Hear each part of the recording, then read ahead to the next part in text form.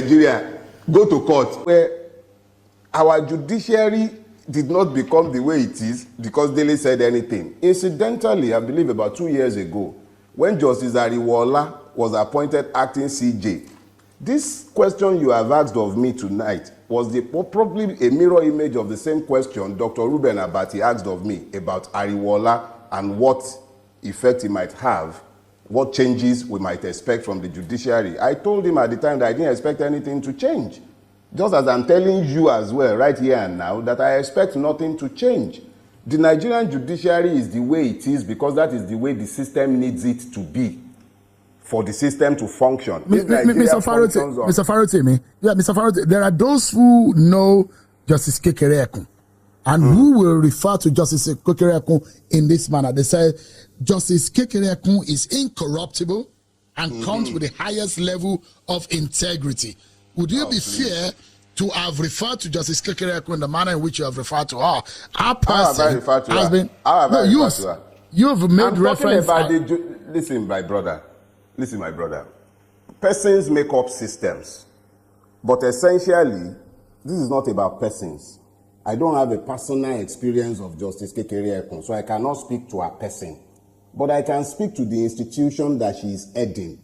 And I am saying that the institution she's heading is institutionally incapable of delivering justice because the system has not been set up to deliver justice. I don't know who she is as a person, but I know what she represents. And I am saying that the institution she represents, look, don't listen to me, listen to Ebun Shofunde SAN. Mr. Shofunde was very specific when he said very clearly that the judicial reputation is at an all-time low. That is the head of the body of senior advocates of Nigeria.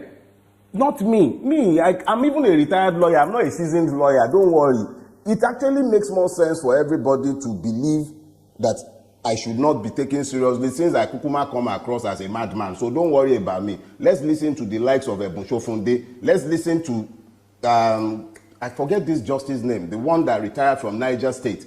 In the chambers at his own valedictory service, he was busy indicting the judiciary and excoriating it in the strongest possible term, not something I said.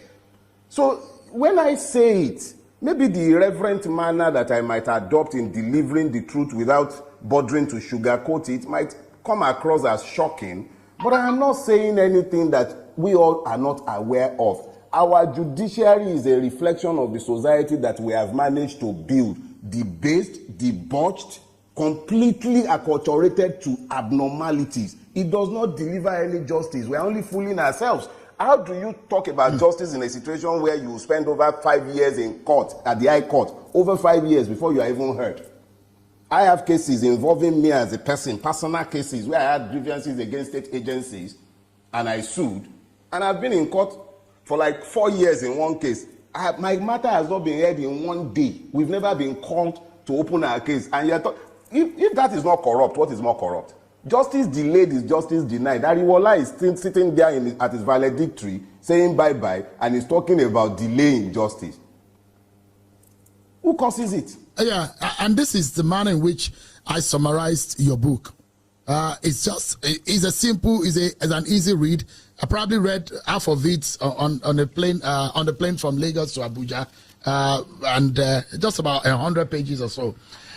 You said in that book, and this is how I summarize it, you said that there is a systemic corruption, inefficiency, lack of public trust in law enforcement and judicial processes in Nigeria, and you gave us some very far-reaching and personal experience as a practicing lawyer.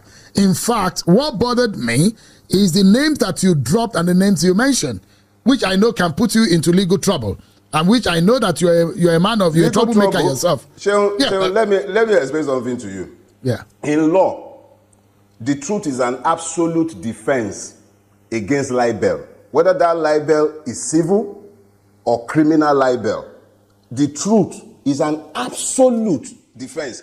I challenge any one of them to dare to sue me, take me to that same court. The key reason why I felt myself compelled to write this book is the fact that I sought legal redress for the libel against me by one of the principal characters, and he used his clout in the judiciary to deny me the capacity to even question him.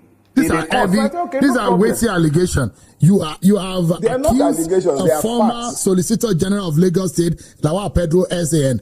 You have accused Baba Afe Babalola, SAN. You have accused a very prominent person in the judiciary also of compromise. In fact, you even mentioned the retired CGN Ariwola in some of your analysis in your book. These are weighty and heavy allegations against these personalities, don't you think? Let me put it this way. I have been very, very deliberate about avoiding dealing with names and persons because my fight in the Nigerian space is not against America Wikileaks has exposed Nigeria system and their dubious engagement in corruption. How Ibalala with his got a bribe INEC and others in the operational regime to bribe a way in for the Benue State governor and lot more. Half Abelala have Dorico himself. It's amazing. I'm so surprised. Thank you for watching. Subscribe to the channel. Thank you, and drop a message and say thanks. Thank you. Happy Christmas advance.